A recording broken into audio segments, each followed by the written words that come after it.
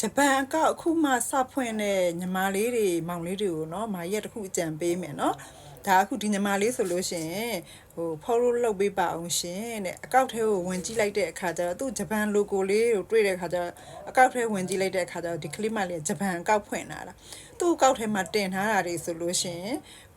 ဟိုနင်းပေါ့เนาะ TikTok ဆော့ထားတာတွေကကြည်လင်ပြတ်သားမှုမရှိဘူးဟိုနင်းနောက်တစ်ခုက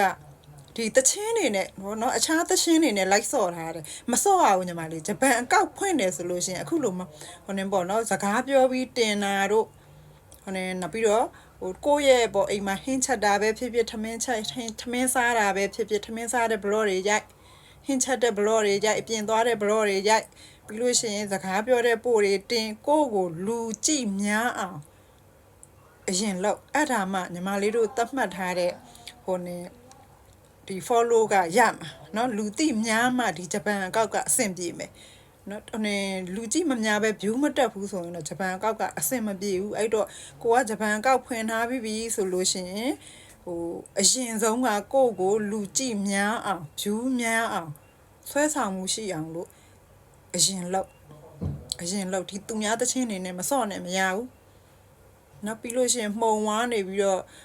ကြည်လင်ပြတ်သားမှုမရှိလို့ရှိရင်လည်းအဆင်မပြေဘူးเนาะအဲ့တော့အမားကတော့ဒါအကြံပေးတာပေါ့เนาะသူများတွေပြောနေတာလဲကိုကတွေ့တဲ့အခါကျတော့ဒါအကြံပေးတာအဲ့တော့မပြောသလိုလို့เนาะကိုရဲ့ပုံနဲ့တင်း